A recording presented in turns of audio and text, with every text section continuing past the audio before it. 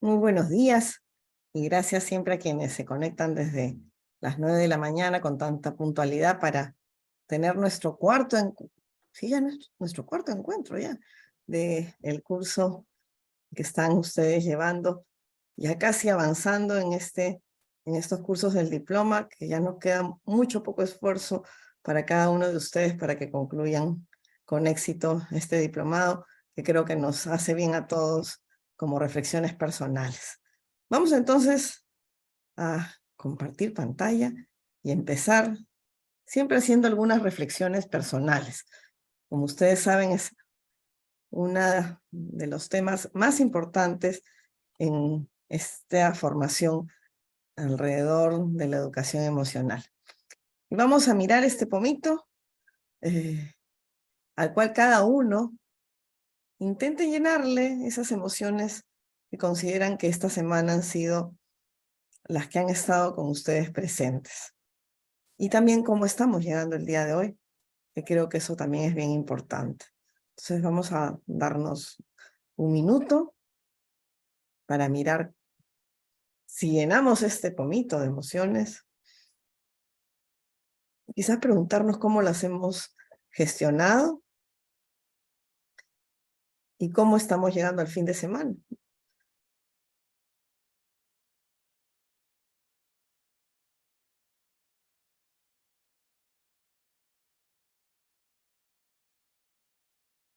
Entonces, luego de este reconocimiento de con qué emociones estoy llegando a esta sesión del día de hoy, tengan eso como muy presente para el trabajo que vamos a hacer en esta sesión, en la cual vamos a seguir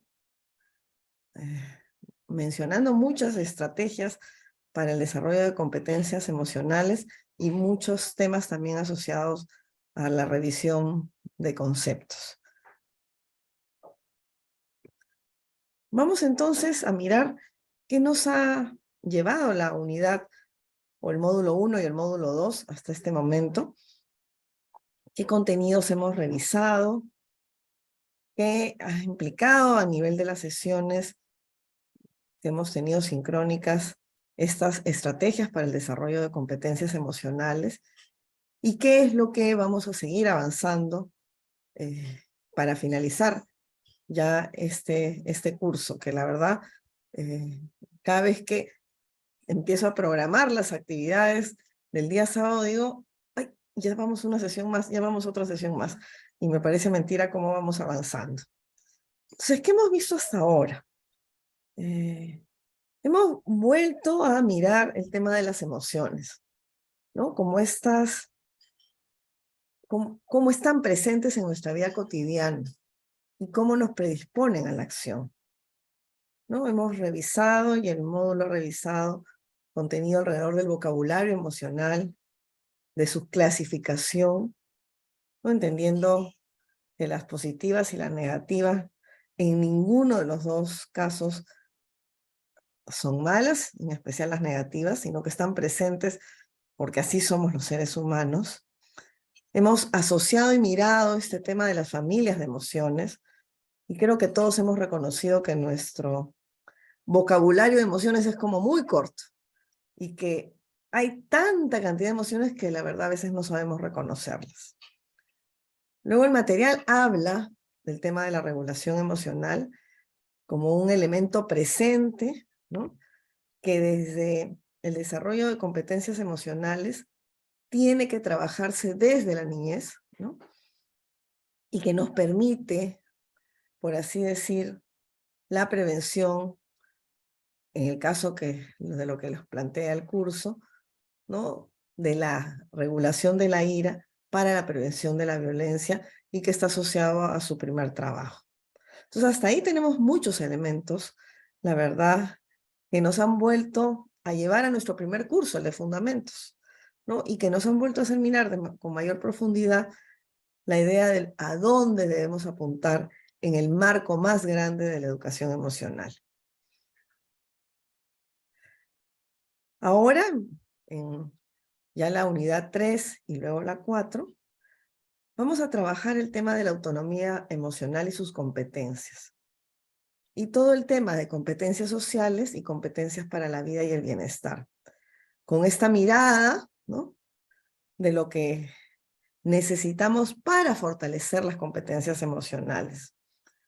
La autonomía emocional mucho se relaciona al tema de la autoestima. Y es un elemento clave para el trabajo de estrategias para favorecer la autoestima. Y eso nos lleva, por tanto, a esta toma de decisiones personales con mucha mayor seguridad, ¿no?, y con independencia un poco de los otros o del contexto. Y entonces es un eje fundamental en el trabajo en la escuela, en la educación superior, ¿no? De ahí volteamos y miramos las competencias sociales, esas que necesitamos para nuestras relaciones con otros. Y ahí también yo les pido que cuando hagan esta lectura reconózcanse y miren si realmente cuentan o no con competencias sociales o qué es lo que tendrían que trabajar para que aunque seamos adultos, ¿no?, seamos capaces de poder trabajarlo de una manera adecuada y empezar a decir, oye, esta competencia que me permite la relación con los otros, quizás la tengo que trabajar con mayor profundidad. Y el último tema, en realidad, del curso es este, que se refiere a asociar lo que hemos venido trabajando como competencias o habilidades que se necesitan para la vida y el bienestar, entendiendo estos conceptos en su sentido más amplio, ¿no?, y que creo que son importantísimos. Quienes estamos en la educación superior sabemos que estas competencias son hoy fundamentales para la búsqueda de un trabajo, donde ahora los jóvenes son evaluados no solo por sus logros académicos eh, o por alguna prueba que pueden tomarles, sino que los convocan o los exponen, por así decirlo, a situaciones en las cuales tienen que sacar a luz estas competencias. Y eso hoy en día es fundamental para poder tomar decisiones cuando se elige a alguien para un trabajo, ¿no? Hasta para las prácticas profesionales, que son fundamentales. Entonces, aquí hay elementos de estos dos módulos que nos van a ir llevando a varias reflexiones de lo que tenemos que hacer desde el trabajo en la niñez y más adelante. Sigamos entonces. El tema de la autonomía, y es así como lo planteamos en el módulo, nos lleva a pensar en la regulación emocional, ¿no? Sin duda es el tema, en realidad, que forma a la persona en su sentido completo o integral, ¿no?, y que incluye esa autonomía para pensar, para comportarse y, por tanto, para tomar decisiones a nivel emocional, pero que son muy propias de cada uno, ¿no? Nos dice el material, y ustedes seguramente, los que ya han podido avanzar en la lectura, que es la capacidad de sentir y tomar decisiones, miren qué importante, sobre sí mismo o por sí mismo, sobre las propias emociones. Y entonces las emociones se asocian al tema de la regulación. Entonces, yo soy capaz de tomar esas decisiones, ¿no?, sobre muchas cosas, pero también sobre mis emociones. Y además, algo que a mí me parece bien importante, es esta capacidad de asumir las consecuencias. Un tema que a veces no nos damos cuenta, ¿no? Oye, esto me va a llevar a algo, ¿no? Y entonces yo, esta decisión que estoy tomando, tengo que entonces asumir con responsabilidad eso que yo he decidido como un acto personal. Y esto hay que trabajarlo, ¿no? El niño que de repente desde pequeño hace continuamente rabietas, que es un ejemplo que a veces lo vemos de manera cotidiana y que además pone en mucho alboroto a las familias, ¿no? O el joven que hace bullying en el colegio. Y entonces, ¿cómo hacemos para trabajar en algunos casos estos temas, ¿no? Y hay que entonces tocarlos en la escuela como un eje transversal en el cual se hable de esta idea de que tú tomas decisiones y que por tanto eso trae algunas consecuencias. Miren qué importante esto que dice, ¿no? La persona que tiene autonomía emocional se constituye en su propia autoridad de referencia. ¿No? Si uno quiere ver ejemplos concretos, quizás, por ejemplo, el grupo de muchos ciudadanos que están haciendo o que consideran que tienen que llevar adelante algunos reclamos, a veces no lo tienen tan claro y no sé si son autoridades de su propia referencia. Ojalá lo fueran, ¿no? Seguramente hay muy buenos ejemplos de que sí lo son, pero algunos otros no lo son. Igual pasa con nuestros congresistas. A veces dicen, no, es que la bancada ha dicho y ha sido la decisión de la bancada, pero no son capaces de decir que esas decisiones que ellos están tomando traen consecuencias, y nos traen consecuencias a nivel de todos los ciudadanos de este país, ¿no? O cuando escuchamos un discurso, y uno dice, ¿y esta persona habrá hecho el discurso o se lo habrán hecho? Y no sabe cómo defender a veces los discursos, ¿no? Nosotros, la verdad que creo que tenemos muchísimos ejemplos para poder trabajar este tema de ser nosotros mismos nuestros referentes, ¿no? Pero nos cuesta trabajo, porque no lo hemos educado. La pregunta es entonces, ¿desde cuándo tenemos que trabajar este tema? ¿Desde cuándo formamos competencias emocionales? ¿No? ¿Cómo una escuela debe involucrarse en un trabajo integrado para este tema? Si alguno de ustedes tiene la iniciativa de trabajarlo en sus propias escuelas o espacios educativos y lo quiere hacer solo, no va a lograr nada. Sin duda no lo va a lograr nada, ¿no? Lo que se tiene que lograr es que este tema sea mirado por todos los docentes o el personal que trabaja en una propia institución de manera interdisciplinaria y hacer que esto no sea de un solo curso, ni darle la responsabilidad al psicólogo o psicóloga de la institución, sino que sea además algo convincente para la propia institución como parte de su propio proyecto educativo, lo que creo que es fundamental. En otros espacios el tema es distinto, ¿no?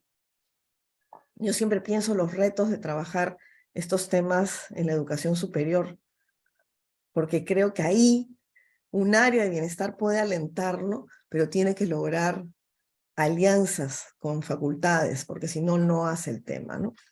Mucho más difícil es lograr con los docentes. En la educación superior el tema es muy complicado, ¿no? Entonces, yo la verdad quisiera llevar el tema y con esto motivarlos a la lectura del módulo, ¿no? Entendiendo que la autonomía emocional es un estado afectivo caracterizado por gestionar las propias emociones, sentirse seguro sobre sus propias elecciones y objetivos. Es decir, son dos temas que me parecen fundamentales. Entonces, ¿qué tenemos que hacer primero? El trabajar la gestión de las propias emociones.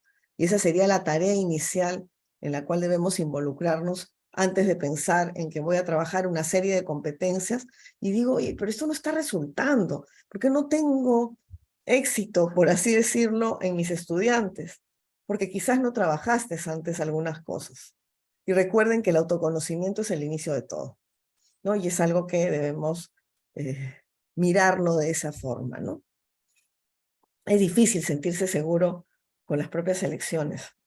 Yo la verdad no creo que es un tema nada sencillo, y si nos preguntamos cada uno de nosotros que sigue tomando decisiones, se dará cuenta que es muy difícil, y somos somos ya adultos, y es complicado, ¿no? Imagínense en adolescentes, en los niños con las decisiones que tienen que tomar, que podríamos decir, ay, pero son decisiones sencillas, pero son decisiones, ¿no?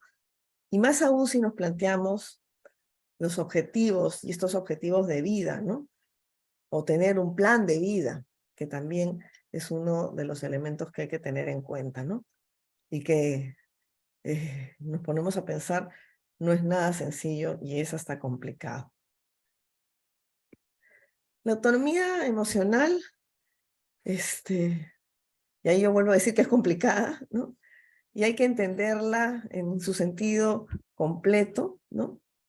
Y quizás yo quería aquí colocar algo como para entenderlo de manera sencilla, algo que yo diga, oye, pero entonces, ¿cómo trabajo yo la autonomía emocional, no?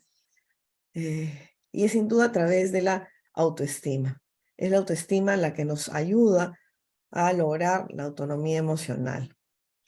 Entonces, ¿qué debemos favorecer desde las instituciones educativas?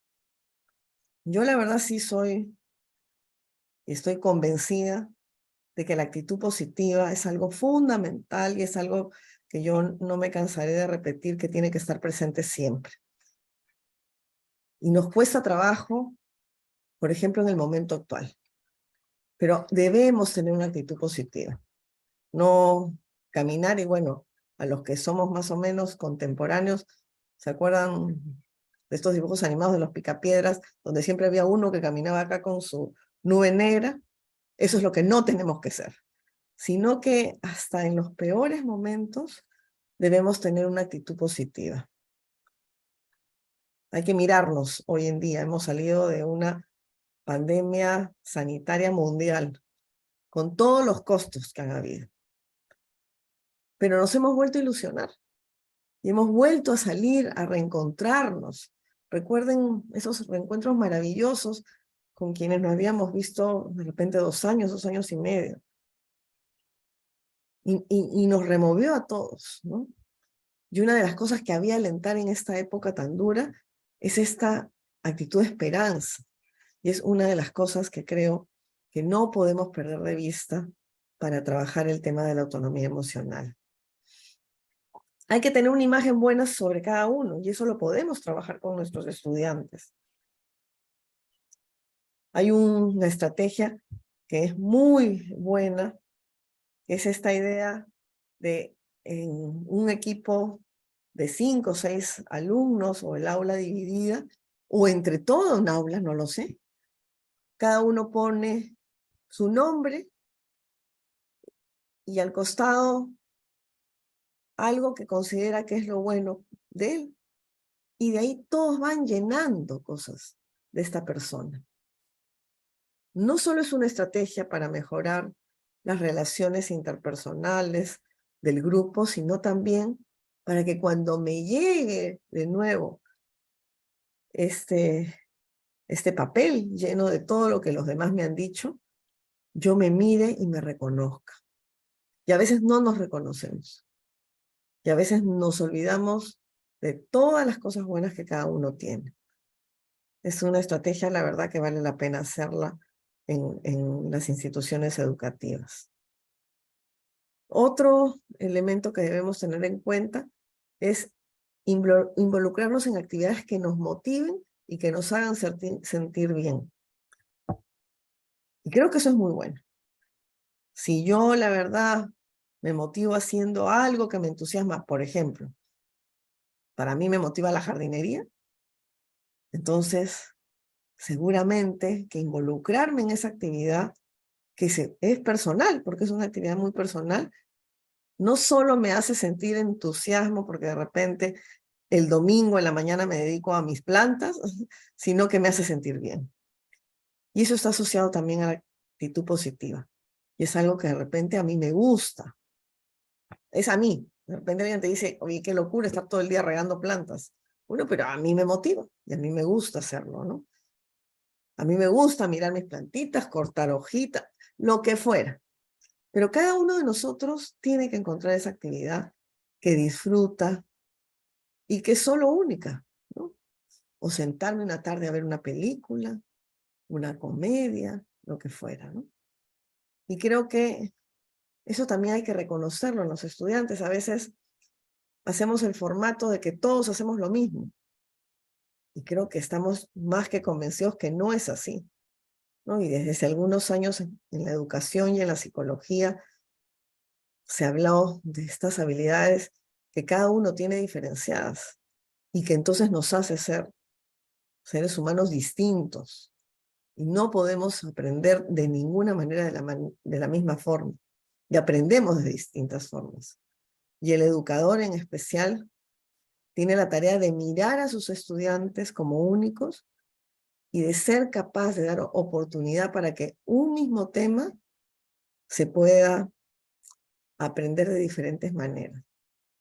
Y que seguramente esas formas distintas hacen que nuestros estudiantes se motiven. Otro tema a tener en cuenta es el actuar con responsabilidad y ser consciente de lo que se hace y su porqué. Esto ya es mucho más complicado, ¿no? Y aquí ya avanzamos a la idea de que ya me reconozco y me conozco. Y sobre eso soy capaz de ser consciente de mis actos, ¿no? Y entonces, ¿y por qué los hago? Y si entonces ya hemos trabajado el autoconocimiento con anterioridad, podemos llegar a favorecer o tener estrategias que permitan que este tema sea tratado en el aula de manera concreta. ¿Qué debemos hacer también? El fomentar estrategias para hacer que nuestros estudiantes sean capaces de pensar y razonar de manera crítica y reflexionar sobre lo que se siente alrededor, de repente, de temas de coyuntura o de algunos temas que están ahí presentes, ¿no? Y que nos permiten que yo pueda decir ante los otros, porque también ese es un tema importante, cómo pienso, ¿no? Y cómo también además puedo mirar a los otros y darles mi opinión. Esto se puede lograr de diferentes maneras, sí, a través de diálogos o lo que hicimos la semana pasada de la lectura emocional, a través de mirar una película y hacer un fórum, eh, a, a través de simulaciones que se asocian a temas de teatro, a través del arte. El arte nos ayuda muchísimo, la verdad, para este desarrollo y no lo podemos perder de vista. Y a veces pensamos que el arte no está ahí, sino que tengo que tener algo más estructurado. Y el arte es valiosísimo, porque además nos hace conocer no solamente también mi cuerpo como tal, sino me hace también quererme con todo lo que implica o con mis posibilidades de repente físicas, pero también me permite expresarme. Yo la verdad sí creo y considero que el arte tiene que estar presente cuando queremos desarrollar estrategias o cuando queremos desarrollar competencias emocionales. Y también no hay que olvidar que se tienen que aprender de las situaciones menos favorables para seguir adelante. Poco queremos ahora, a veces, que aparezca la frustración en nuestros estudiantes. Yo sé de algunos centros educativos hasta que han, por así, cambiado la forma de mirar, por ejemplo, las Olimpiadas, para que nadie pierda. Yo la verdad es que no sé. O sea, quizás hay que hacer competencia también, ¿no? No todos pueden ganar siempre. Y por más que la psicología positiva, que es un elemento ahorita a nivel conceptual que está muy presente, oye, también es bueno que ante una situación que no fue la mejor, generemos competencias para salir adelante. Porque si no tenemos estos jóvenes que la verdad se quiebran de manera constante, sienten que se acaba el fin, que es el fin del mundo por salir desaprobados. En la universidad lo vemos en los parciales, o por desaprobar un curso, o, no sé, una práctica, ¿no? Y tú dices, ¿siempre tenemos que tener éxito? ¿No? El otro día teníamos un joven en la universidad que tenía ideas suicidas, tal cual como se los estoy contando. Un joven siempre primer lugar en su centro educativo y se había sacado 15 en el parcial. Díganme ustedes sino es un joven con el cual tenemos que trabajar competencias para su vida, para salir adelante, ¿no?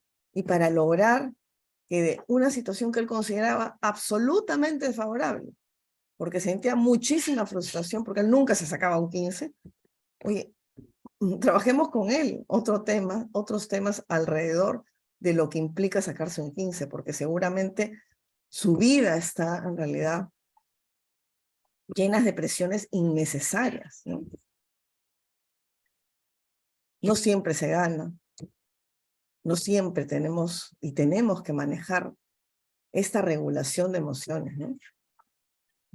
Y tenemos que seguir adelante, y lo cuento como una anécdota familiar. Yo tengo a mi sobrino de 13 años que le gusta ser arquero. Y el otro día lo invitaron a jugar un partido de fútbol con un grupo de sus amigos del colegio que no veía porque estaba en otros ambientes.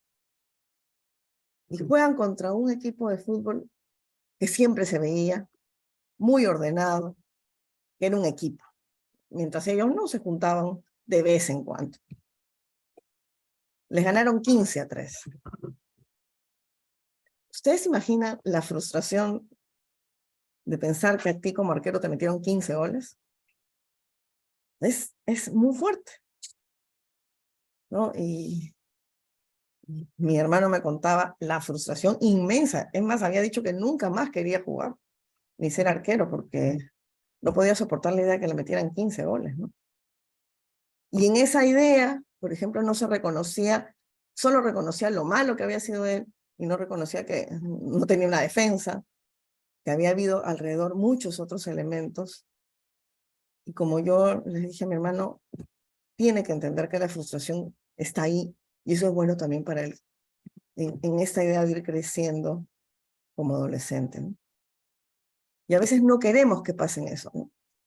Nos hemos pasado quizás, los que hemos sido formados de una manera muy estricta, con nos permanentes, a decir, ¿sabes qué? Entonces todo te vamos a dar como bueno, ¿no? Y ahí en el camino creo que nos hemos perdido un poco, ¿no? Y tenemos que volver a recuperar esta idea de que situaciones que no son las mejores, pero son parte de la vida, nos permiten seguir adelante.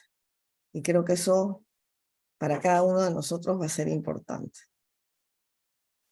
Y espero que sea muy importante en la formación de docentes, de psicólogos, ¿no?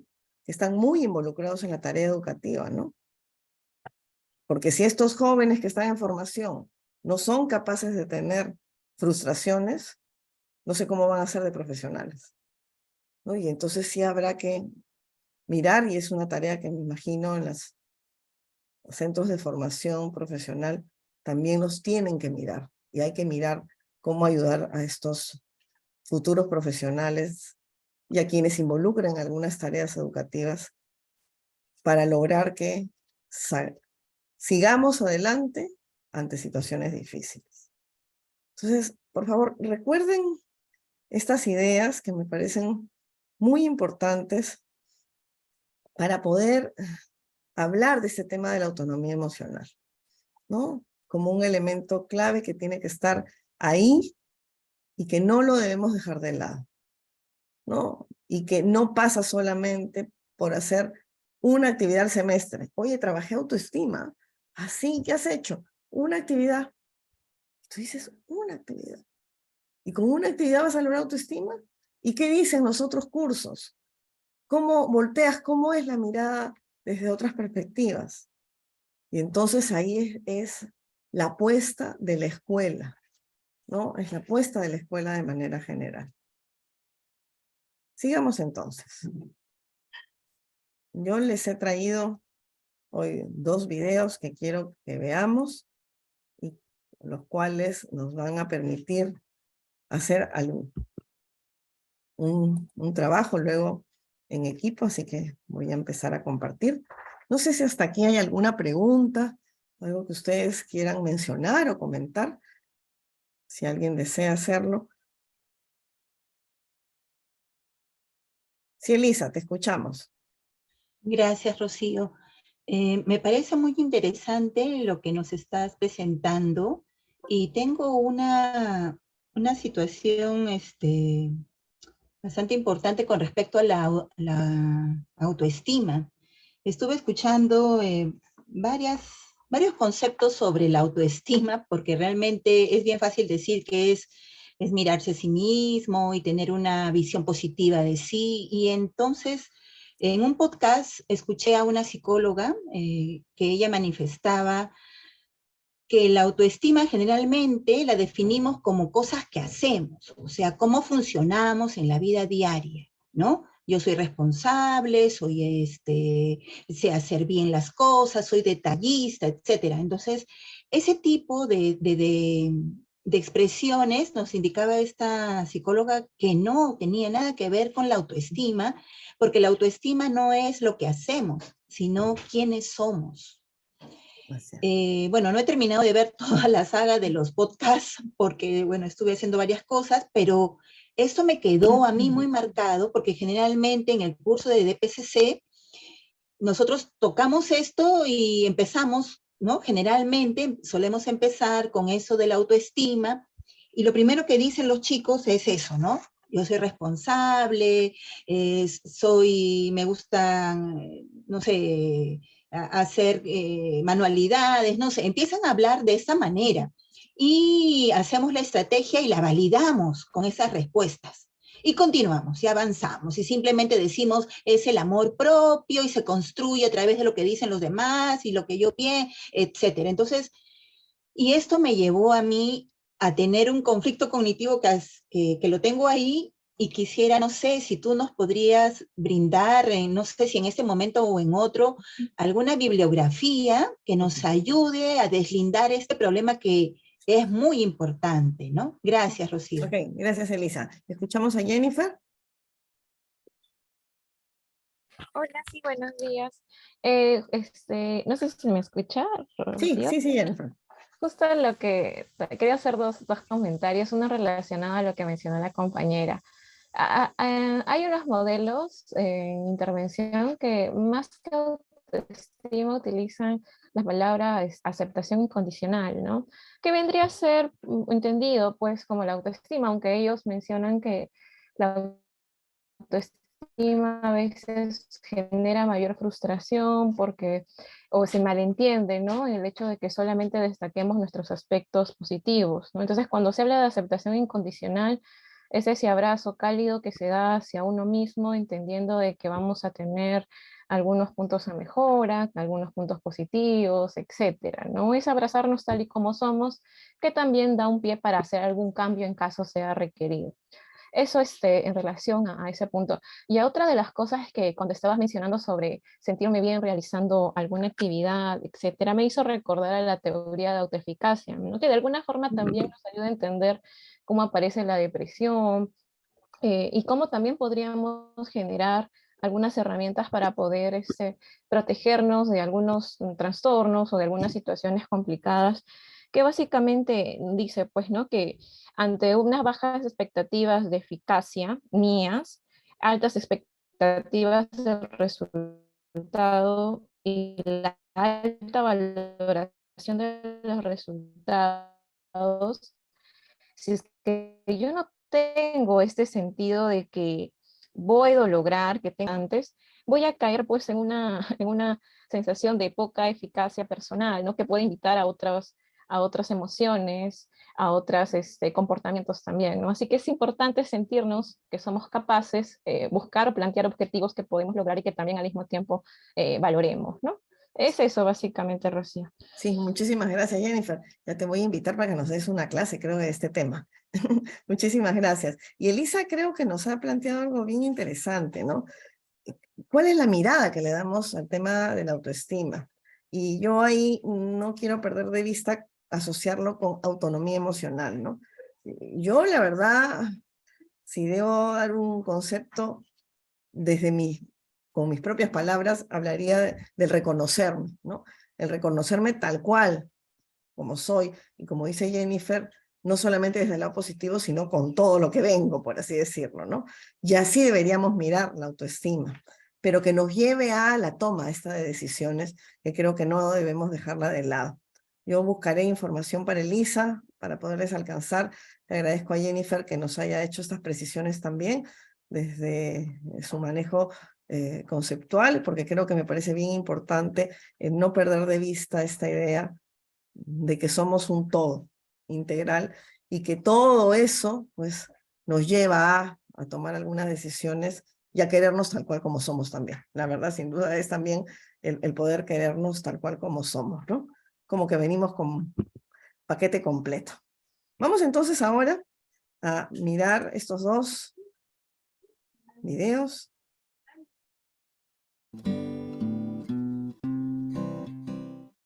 Un niño que hace las cosas por sí mismo posee también autonomía emocional.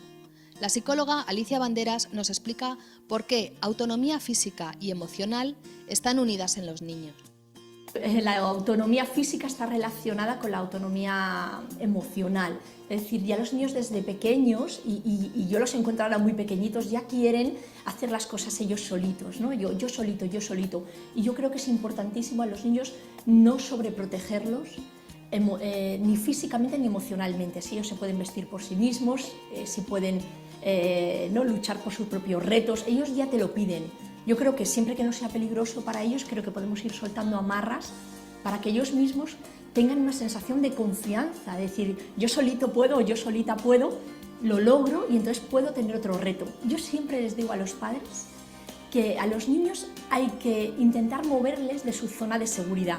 Al principio hay que protegerles, lógicamente, ¿no? Tienes que dotarles de todo el afecto del mundo y también de protección, pero luego ya tienes que sacudirles un poco en el sentido de moverles de la zona de seguridad a una zona de riesgo, para irles poquito a poco enfrentándose a pequeños retos y a pequeñas dificultades, para que así ellos vayan, digamos, sorteando obstáculos y saltando, ¿no?, cada piedra en el camino y se fortalezcan. Y es la única forma de que vaya unida la autonomía física y la emocional, porque la sensación de tener una independencia emocional creo que va a ser importante para el futuro. Hay niños que cuando no la saben tener, porque ahora creemos que para hacer feliz a un hijo tiene que estar todo el día riéndose, y no, tenemos que darle espacios para el aburrimiento, para la soledad, para la melancolía. Es la única forma de que luego no se frustren con relativa facilidad e incluso se enrolen en relaciones de dependencia. Hay veces cuando un niño no sabe gestionar bien sus emociones y el amor, al final en la edad adulta mantiene relaciones pues, de dependencia emocional, por no estar solo, ¿no? ¿Cuántos adultos conocemos que a veces no están unidos precisamente por no tolerar estas emociones? Entonces yo creo que es importantísimo, ¿no?, una autonomía. Los niños no tienen que estar siempre distraídos, ni en actividades extraescolares con agendas de ejecutivos, sino hay veces que tienen que estar solos y tienen que aburrirse, y eso también da una autonomía emocional. Espero que hayan tomado algunas ideas de este primer video. Miren todo lo que implica a nivel de los niños, ¿no? Y todo lo que implica también la idea de dejar, como dice esta psicóloga, bueno, de repente que se aburran un poquito. Vamos entonces ahora con el segundo video. Creo que esta película, o un extracto de esta película, nos hace ver que a veces tenemos que dar más de lo que pensamos. Y tenemos que promover estrategias que así lo hagan. Nos limitamos en hacer algo que pensamos que es lo máximo que podemos dar. Pero nos toca promover en nuestros estudiantes, en nuestros niños, jóvenes, no importa el nivel educativo al que estemos involucrados, el ser capaces que den más, ¿no? Este entrenador había descubierto a este líder, y este joven tenía que creerse que era un líder. Y se le ocurre una estrategia que uno dice, bueno, se le pasó la mano, ¿no? Acá tenemos a varias personas involucradas en temas de deporte. No sé si se le pasó la mano o no, pero lo que es cierto es que generó algo en el equipo. Hasta en los que formaban el equipo de entrenadores. Vamos entonces, luego de haber visto estos dos ejemplos claros que además pueden llevar a un trabajo interesante en el aula, a que ustedes se reúnan por grupos. Voy a poner estas preguntas en el chat.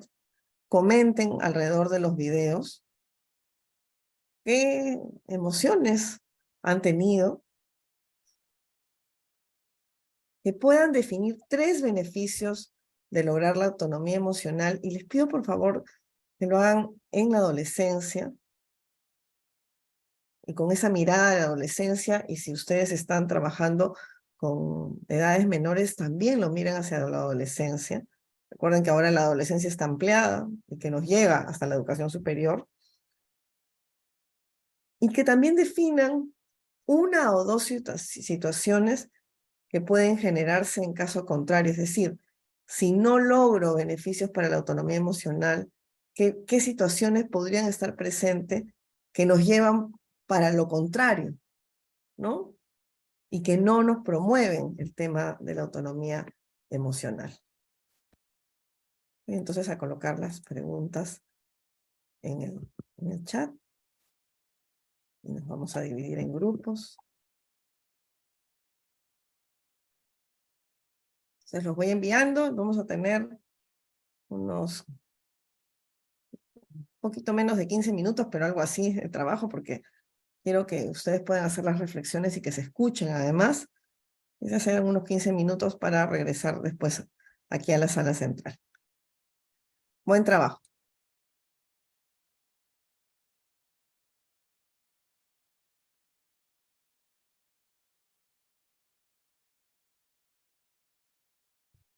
Estamos aquí todos de regreso.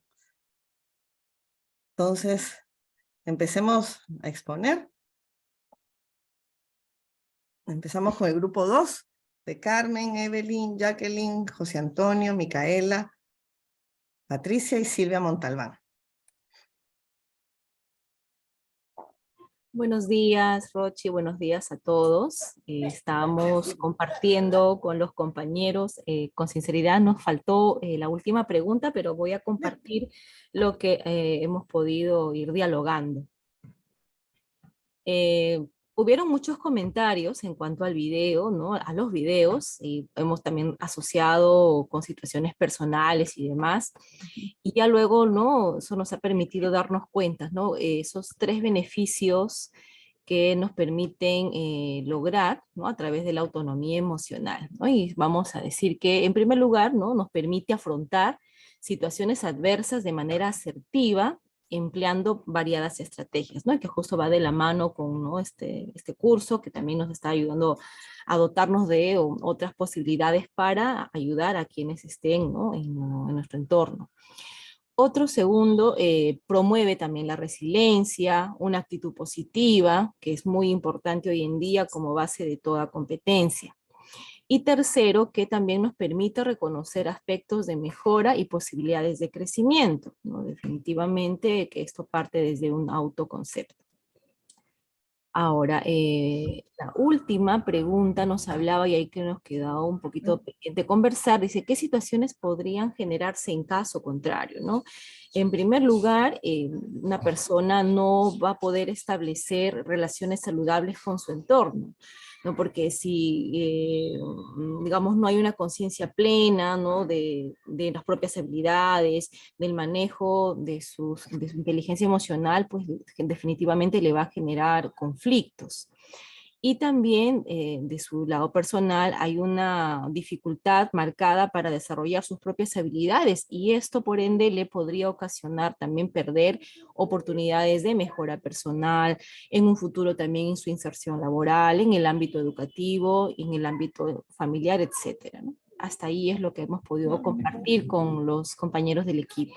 Ay, muchísimas gracias, Silvia, y muchísimas gracias a todo el equipo, porque creo que nos han dicho muchas precisiones de lo que apunta la idea del trabajo en autonomía emocional. Gracias. Escuchamos el grupo 4, Daisy, Jennifer, Elizabeth, Lucrecia, Violeta y Virginia. ¿Está ahí el grupo 4? Rochi, soy Violeta del grupo Sí, 4, Violeta. me permite. Ya. Bien, bien, hemos compartido en el grupo, ¿no? Las primeras impresiones que hemos tenido acerca del video, ¿no? Del primer video, por ejemplo. A veces, como padres, hacíamos una reflexión, ¿no? Partiendo desde ese punto, sobreprotegemos, ¿no? A nuestros hijos. Los ponemos en una burbuja, como decía Lucrecia, decía, ¿no? En una burbuja y no les enseñamos a conocer los riesgos, ¿no? Entonces, de esa manera, por ejemplo, no les enseñamos a enfrentar retos, a enfrentar dificultades, ¿no? Y es necesario eso. También, personalmente yo decía, por ejemplo, no, ¿cómo no ha habido en esa época este tipo de curso tanta importancia a la educación emocional? Me hubiese ayudado a mí personalmente, por ejemplo, a formarme pues como madre y formar hijos fuertes, aunque estamos en ese proceso. Bien, en cuanto al segundo video también, ¿no? Que siempre encontramos personas que nos van a decir, no te rindas, estás ahí, ¿no? Que está pendiente de algo. Pero también tenemos el otro aspecto del contexto, que hay personas que no nos van a ayudar, ¿no? Más por el contrario, a veces hay críticas, ¿no? Que van a estar a nuestro alcance y que nos vamos a dejar influenciar, pero todo está en nosotros. Bien, en cuanto a los beneficios del desarrollo de la autonomía en nuestros adolescentes, planteamos lo siguiente, ¿no? Un beneficio sería, en este caso, lograr la seguridad. El hecho de lograr la seguridad en los adolescentes va a mejorar su autoestima, va a mejorar ese hecho de aceptarse, ¿no? Y ese hecho mismo va a hacer que él se relacione bien con los demás y podamos lograr lo que anhelamos tanto, ¿no? Una buena ciudadanía, como dice.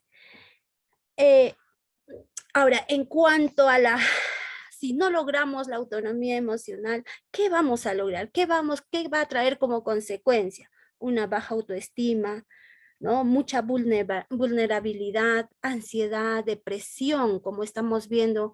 Hay muchos casos, como lo habíamos discutido en grupo, ¿no? Ejemplos que nos hacían ver el problema de las drogas, quizás el alcoholismo, ¿no? Más que nada sobre eso. Bien, eso es lo que hemos podido compartir, Rosy. Muchísimas gracias, Violeta. Y creo que el estar aquí ya es la oportunidad de formarse, así que a seguir adelante. Creo que eso es lo importante. Y creo que discutir alrededor de lo que en realidad tenemos que hacer para lograr llevar a la educación emocional de forma concreta a las escuelas es lo que creo que es la tarea de todos. En grupo número 1, Carla, Crisbel, Claudia, Jorge, Yulisa, Lucero y Violeta. Ah, Violeta, tú eres del grupo 1, ¿no? Yo soy Violeta León. Ah, Ajá. perdón, Violeta León, Violeta Bávera. Sí, ya, Sí, gracias. somos dos violetas. Dos Violetas, muy bien. No sé quién va a exponer, no sé si es... Hola Rocío, ¿cómo estás? Ya, Crisbel, qué Sí. bueno. Sí, en el caso de nuestro grupo, los dos videos han sido bastante emotivos. Creo que para todos el primero nos hace repensar sobre la importancia de que los niños, tanto para los hijos que tienen hijos y los sobrinos que tenemos sobrinos, el tiempo de estar sin hacer nada, cuán valioso es, ¿no? Y cuán valioso era antes, ¿no? Y a veces con la vida tan dinámica que tenemos, pensamos que tenemos que estar a full y que los niños también tienen que estar a full y que no es necesario que tengan tiempo libre, ¿no? Entonces, eso sí, también lo escuché mucho en el grupo y lo comparto mucho también, ¿no? Que es importante que los niños tengan ese tiempo de aburrimiento para crear, para desarrollar su imaginación, para desarrollar su creatividad, ¿no? Y en el segundo video también fue, creo que concordamos todos y todas, en que nos tocó mucho, ¿no? Fue muy fuerte, nos replanteó también de que a veces es difícil llegar a las metas cuando uno quiere ya definitivamente llegar y a veces no da el 100% y siempre hay de repente personas externas que quizás con su liderazgo nos pueden hacer llegar a cumplir con más del 80%, sino del 100%, ¿no? Entonces fue muy alentador, ¿no? Fue muy emotivo. Y en el caso de los beneficios que tiene la autonomía emocional para los adolescentes, se habló mucho sobre cómo favorecer la seguridad, ¿no? Y a la autoestima de ellos, ¿no? Hablaban mucho desde la experiencia de la universidad, ¿no? Cómo los adolescentes llegan usualmente con un panorama de sacar buenas notas en el colegio, como ellos esperan. Obviamente en la universidad sacar lo mismo de porcentaje, pero lamentablemente la realidad es que la universidad es caótico, es totalmente diferente la experiencia, ¿no? Y cómo el acompañamiento psicológico, el acompañamiento de la tutoría, el acompañamiento de los trabajadores sociales puede hacer que ellos puedan desarrollar esa autonomía emocional y estar más seguros, o quizás cambiarse de carrera, o quizás tomar decisiones más acertadas para su vida, ¿no? También otro de los beneficios es que promueve también la estabilidad emocional y afectiva de los adolescentes, ¿no? Esa autonomía. Y además, en la adolescencia es donde más se toma decisiones, creo que importantes en la vida, y hablábamos mucho de eso, ¿no? De que la autonomía emocional te permite discernir, te permite tomar decisiones, ¿no? Adecuadas para tu vida. Y en caso contrario, se ha visto, como lo han mencionado mis compañeras anteriores en los demás grupos, es que mucho en la adolescencia existe la presión social, existe la presión de los amigos, y cuando uno no tiene la autonomía emocional, a veces no discierne bien y puede caer lamentablemente en la drogadicción, en el alcoholismo, y se ve diariamente, y lo podemos ver, ¿no? ¿Qué es lo que pasa cuando no tomamos decisiones adecuadas porque no tenemos esa autonomía emocional en la adolescencia, ¿no? Eso sería todo. Ok, sí, muchísimas gracias. Ya has tocado un tema que justo también voy a mencionarlo ahora, este tema de los riesgos, ¿no? Y de lo que implica algunas conductas de riesgo al no fortalecer de forma adecuada el tema de la autonomía emocional, ¿no? Porque finalmente, como todos creo que están afirmando, pues nos lleva a tomar decisiones personales, ¿no? Y el grupo 3, Ana Sofía, Diana, Elisa, Mayra, Pilar y Ceceti. Hola Rochi, ¿qué tal? Yo también estoy en el grupo 3, me eligieron para poder expresar nuestras opiniones.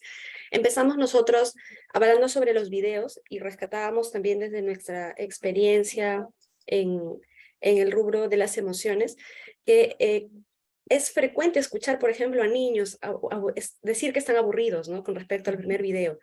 Y nosotros analizábamos cómo como adultos a veces intentamos mantenerlos ocupados todo el tiempo. Hasta puede ser estresante ver que un niño está con mucho tiempo libre y manifestando que está aburrido. Pero encontrábamos también que hay muchos estudios de investigación que reflejan la importancia y los beneficios de permitir que los niños desarrollen tolerancia a estar aburridos, porque les puede dar muchos espacios para tomar decisiones, para que ellos elijan actividades que les gustaría hacer, porque en su tiempo libre pueden tener o identificar incluso pasatiempos o algunas actividades en las que se sienten mucho más libres, más contentos o más eficaces para hacerlos, y que también puede ser un entrenamiento a la tolerancia a la frustración, ¿no? Al silencio, al estar solos, a no estar ocupados y productivos todo el tiempo. Entonces, que ver que el aburrimiento puede tener una relación positiva con la creatividad y la autoeficacia es algo que rescatábamos. Con respecto al segundo video, tuvimos de las dos visiones, ¿no? De que es positivo el estimular a los estudiantes, a los adolescentes, a que vayan más allá de lo que ellos consideran sus límites, que exploren y que se motiven a salir de las zonas de confort. Pero también mencionábamos la importancia de quién es el agente externo que los acompaña para hacer eso, para que no lleven a vivir un sufrimiento o una situación que en realidad más bien va a ser desventajosa. Ahí teníamos la opinión valiosa de Ceceti desde el punto de vista de los deportistas, ¿no? Que el que lo entrenaba era un profesional que estaba capacitado para identificar potencial en los deportistas. ¿Y qué eso identificó en este chico? Liderazgo, capacidad de poder realizar la actividad que le estaba planteando por primera vez, y que por supuesto la motivación es un eje central en este video, ¿no? De cómo podemos motivarnos para seguir desarrollando nuestras habilidades más allá de lo que en el momento inicial creemos que podemos lograr. De los beneficios de la autonomía emocional, tratamos de puntualizar 4. Consideramos que es la autoeficacia, la autoconfianza, la automotivación y la autoestima, necesarias para nuestra vida adulta y en relación a contextos opuestos en los que no, digamos, se ha desarrollado una sana autonomía emocional. Hablábamos como por ejemplo al acabar el colegio, muchos adolescentes tienen una decisión muy importante que hacer en sus vidas, como elegir su carrera. Y cuán importante es la autonomía emocional para que el alumno pueda explorar sus intereses, autoconocerse, en qué áreas tiene mayor potencial, los desafíos que va a implicar la vida universitaria y, por supuesto, también adaptarse a ella, ¿no? El no contar con una adecuada autonomía emocional podría llevar a un estudiante, por ejemplo, a elegir mal una carrera y dejarse guiar por la opinión externa que le dan sin involucrarse realmente en el proceso.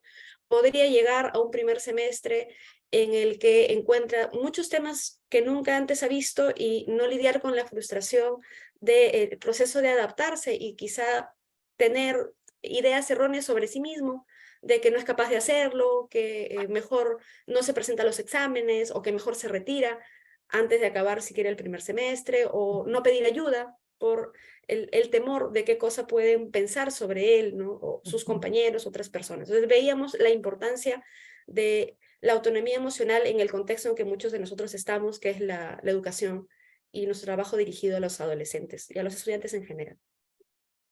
Karen, muchísimas gracias. El equipo ha hecho una reflexión bien interesante sobre el tema de la niñez, ¿no? Y todo lo que implica con la mirada después posterior, cuando ya se llega a ser jóvenes, y creo que eso es lo que tenemos que tener en cuenta. Yo voy a terminar este tema de la autonomía afirmando esto que me parece bien importante, ¿no?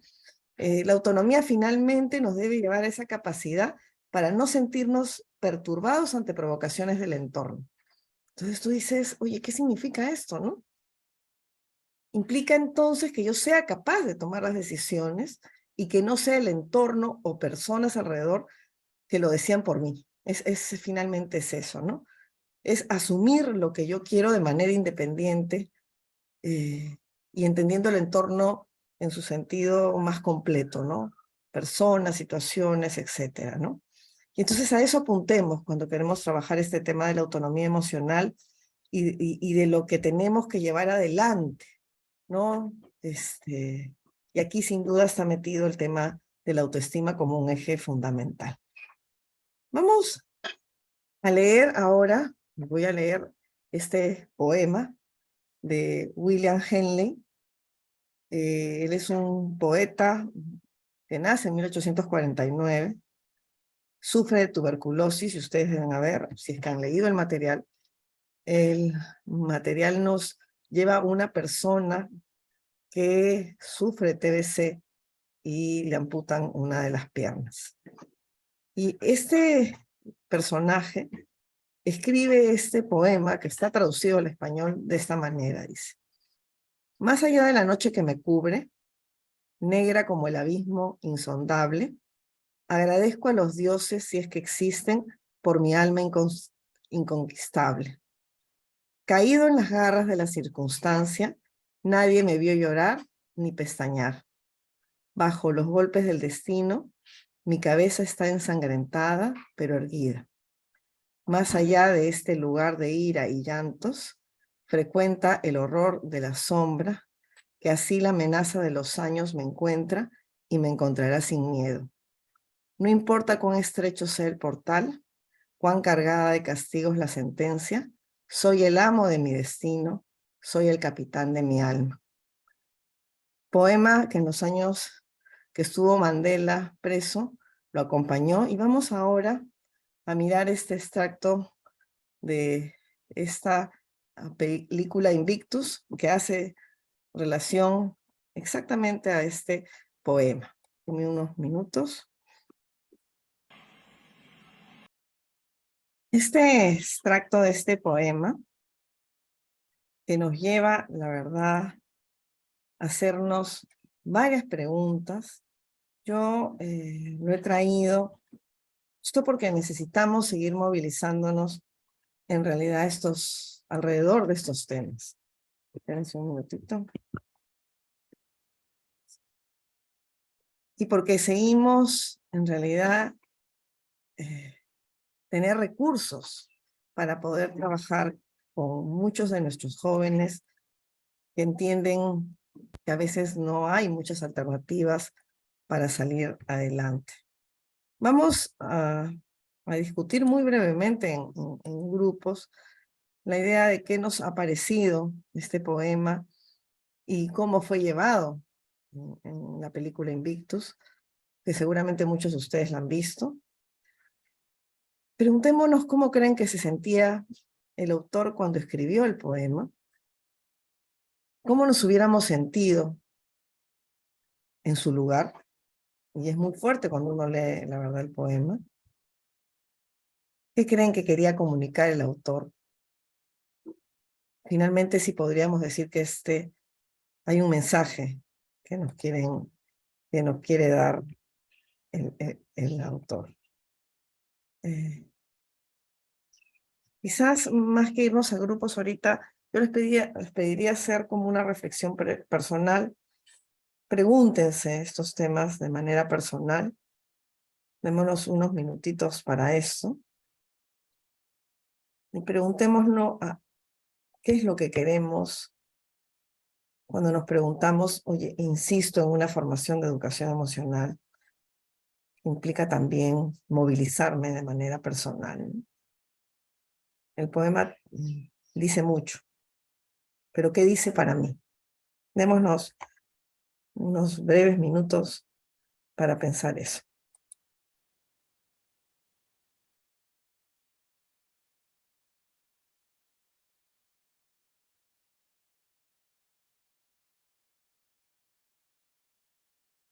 Espero que hayan podido apuntar algunas ideas personales, no es que lo vamos a compartir, pero sí espero que, si ahorita el tiempo nos ha quedado corto, hagan una reflexión en relación a este autor o busquen la película. Creo que darnos esos espacios de alguien en una situación tan especial como el autor de este poema en los años 1900 nos hace decir mucho y está vigente, ¿no? A partir de un poema así podría yo llevarlo al trabajo con adolescentes, dando el contexto en realidad en el cual este autor escribe, o a partir de una película como el Invictus, que quizás podemos encontrar algunas otras más. ¿Puedo yo generar estrategias de trabajo donde fortalezco el tema de la autonomía? A mí me parece que sí. Ahorita creo que no solo hay que pasar por los TikTokers, sino hay que también llevar a nuestros estudiantes a eso que es difícil, ¿no? El darnos espacios de reflexión, porque la vida nos está ganando y es lo que menos nos gusta, la verdad. Y cuanto más apuro hay, es mejor. Y es lo que tenemos que enseñarle a nuestros estudiantes, ¿no? A tener en algún momento calma y reflexiones personales. Vamos a seguir avanzando.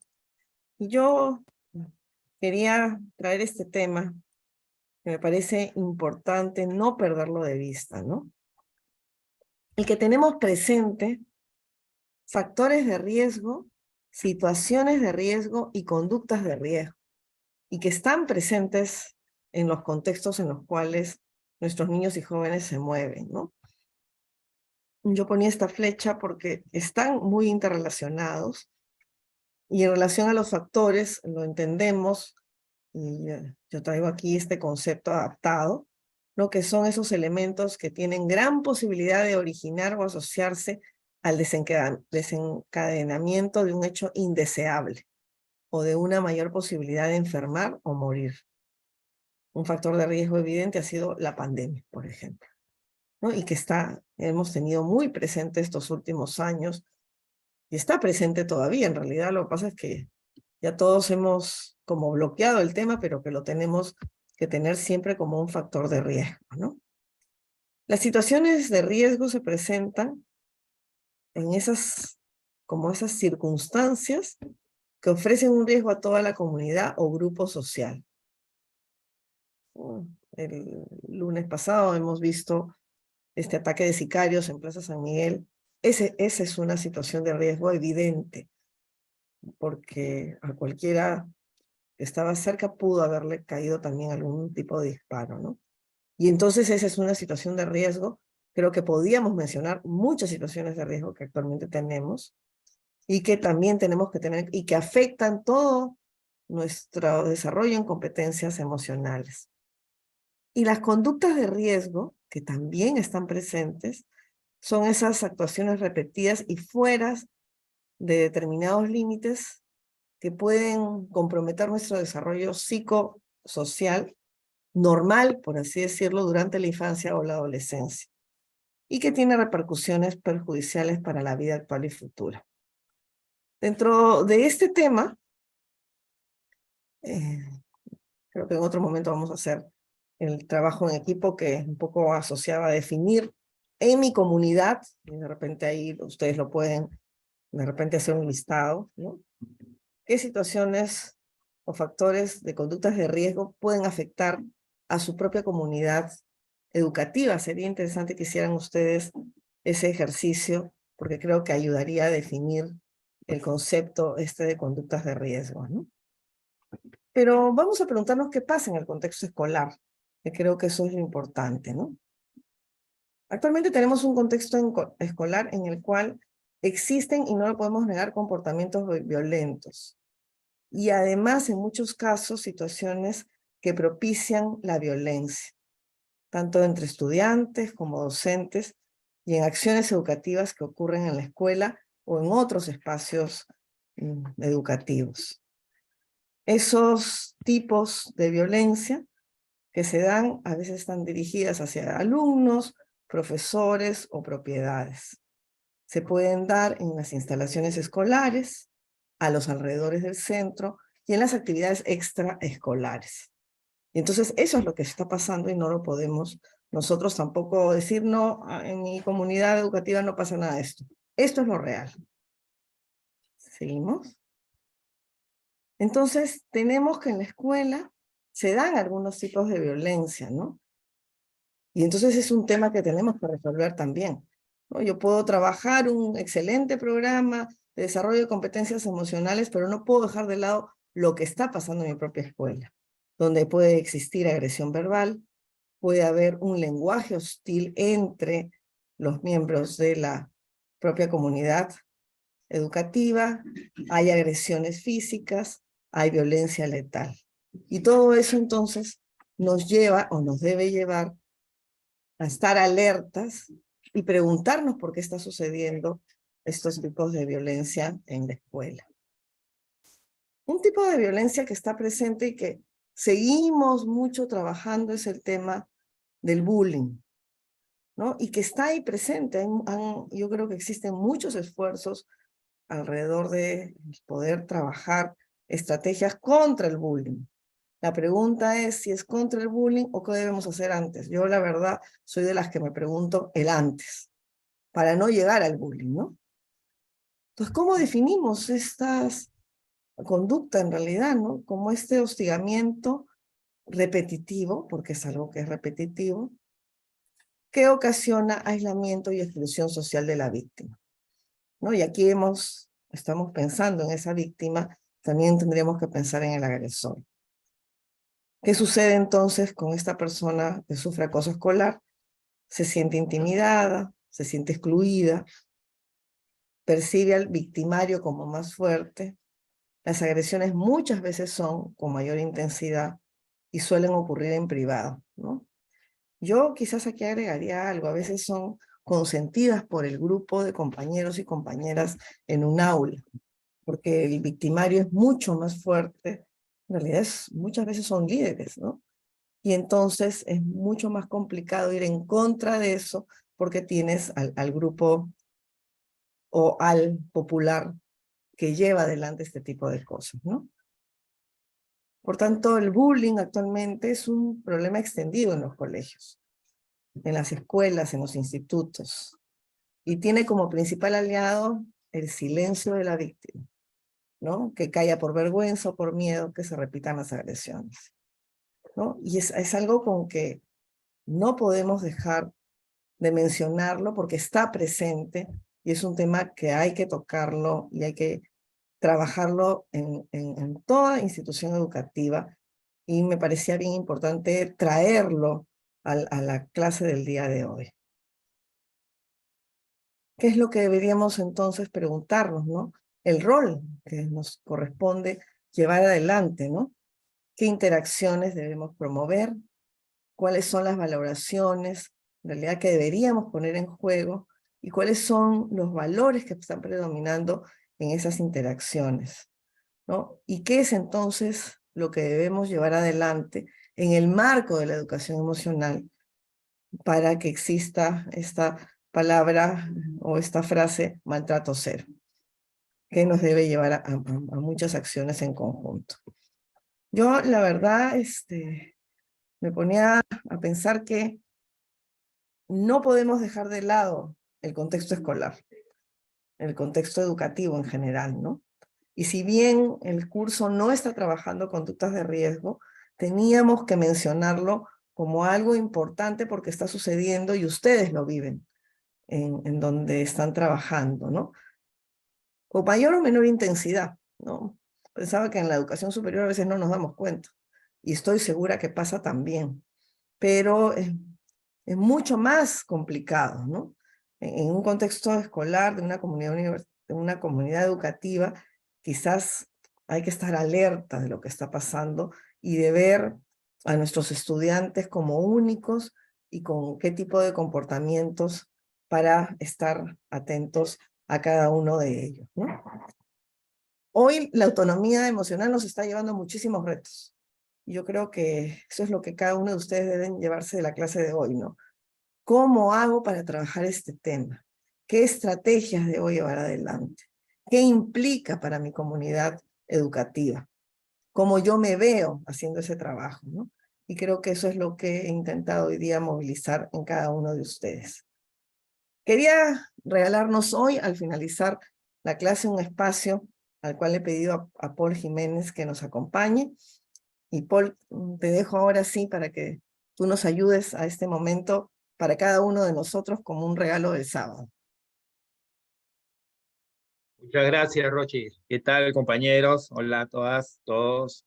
¿Me puedes dar acceso para compartir? Vamos, como dice Rochi, vamos a tratar de buscar estos espacios de reflexión. En este caso, vamos a hacer una automeditación, un poco de respiración para conectarnos un poco y fluir en este fin de semana. Entonces, voy a compartir un video donde va a tener un fondo música para que podamos conectarnos. Debes compartir sonido. A la hora que pones para compartir, coloca por compartir sonido. Listo, ya estamos. Disculpen los problemas técnicos. Muy bien, yo voy a guiar con mi voz. Lo que necesito, por favor, es que se sienten cómodamente, que la planta de los pies esté bien adherida al piso, sus brazos estén relajados. Si gustan, pueden cerrar los ojos, van a escuchar la música y van a escuchar cómo yo guío un poco ciertas recomendaciones para ir encontrando una relajación profunda. Entonces, empezamos.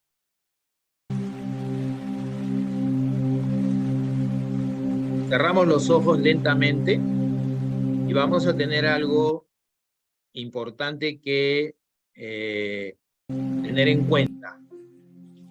Vamos a imaginar que nuestros pulmones van a bajar y se van a colocar debajo del ombligo. Voy a tratar de concentrarme en esa zona a la hora de inhalar. Voy a expandir y a la hora de exhalar voy a contraer.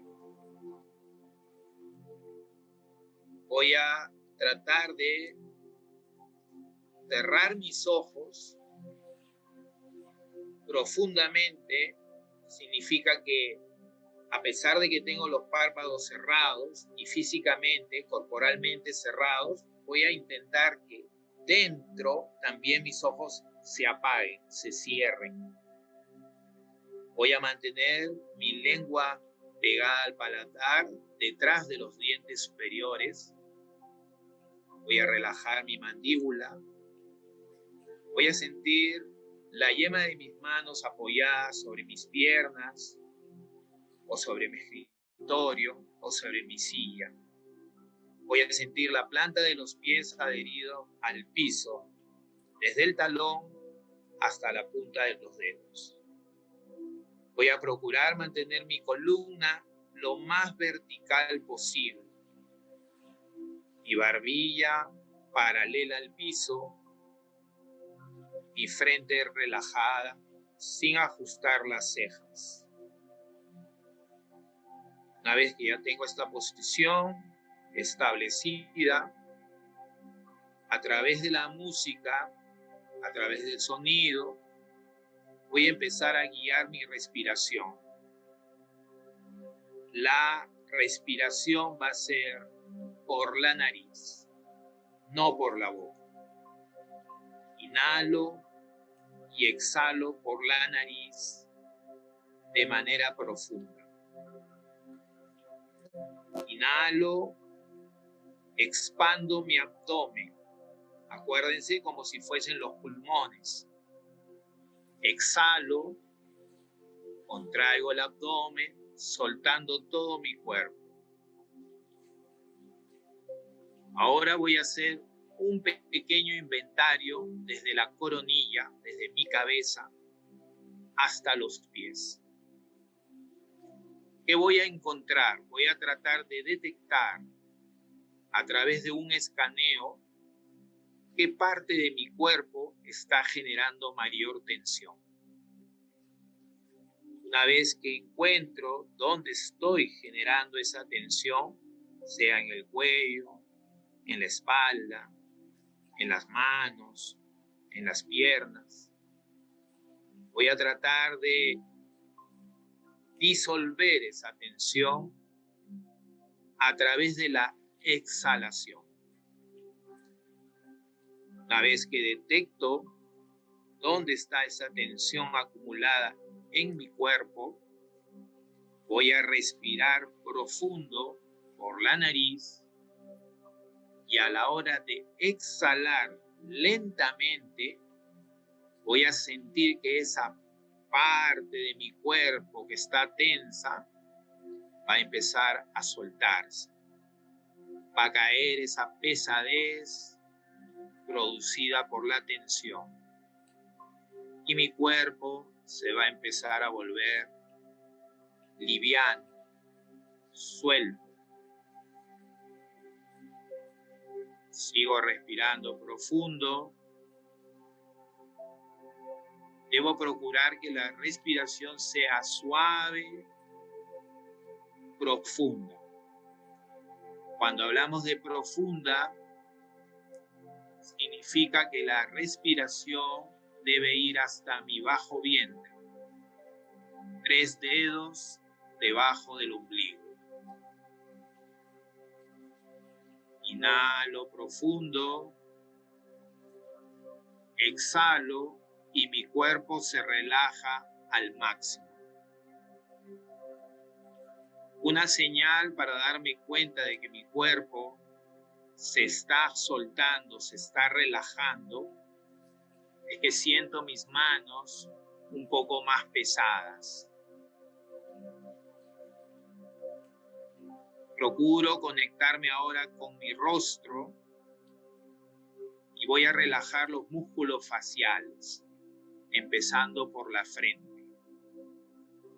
La frente es un reflejo directo con mi espalda. A la hora de relajar la frente, las cejas, siento que mi espalda también se suelta, se libera, se expande. Mis ojos están cerrados, pero no estoy presionando los ojos. Mi boca está suelta y procuro emitir una pequeña sonrisa para relajar los músculos faciales. Mi boca cerrada o entreabierta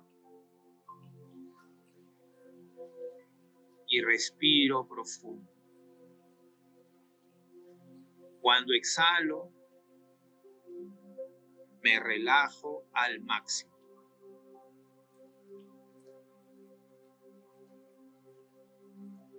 Dos últimas respiraciones profundas, procurando soltar todo el cuerpo, toda la tensión, toda la carga, todas las molestias caen con la exhalación.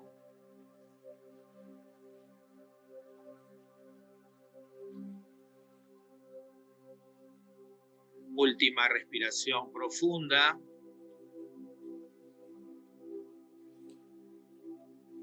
Inhalo, exhalo, dejando caer la tensión.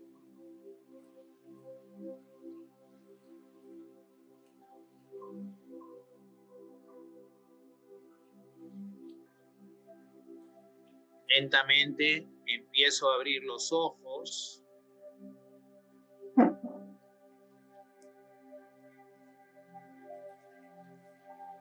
Y ahora me siguen, voy a hacer esa respiración, pero ahora sí, moviendo un poco los brazos, se me vayan a ver.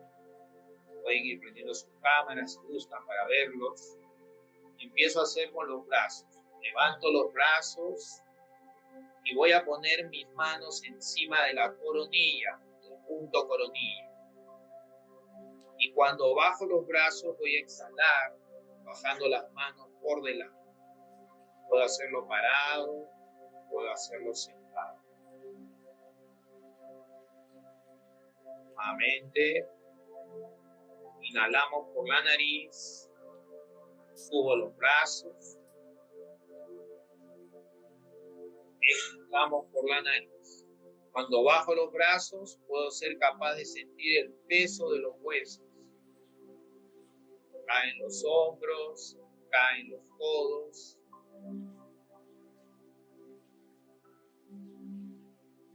Voy a cruzar mis manos al ombligo y voy a terminar haciendo un giro de cabeza lentamente. 3 hacia un lado, muy despacio, sintiendo cómo se rota, sintiendo el peso de la cabeza.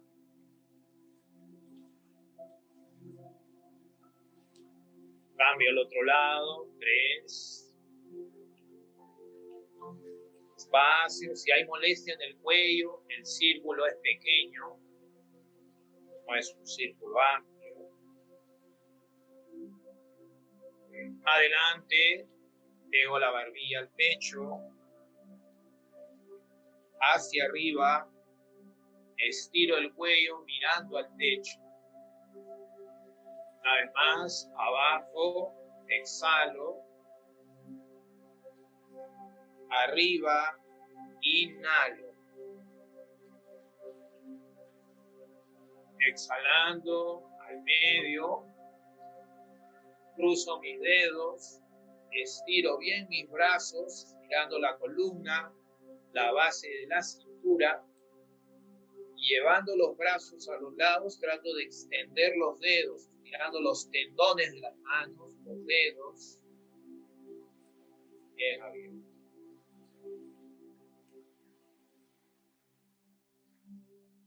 Muy bien. Muchas gracias. Espero que se hayan relajado un poco. De todas Gracias, maneras, Rosy. Paul. Bien. Muchísimas gracias. Gracias. Deja ya de compartir. Paul. Ah, Sí. Muchísimas gracias a cada uno. Excelente fin de semana. Y nos estamos encontrando. Muchas gracias, Rocío. Gracias, Muchas gracias. Rochi. Ya, nos Gracias a vemos. todos. Gracias, Paul, Rocío. gracias. Semana. Gracias.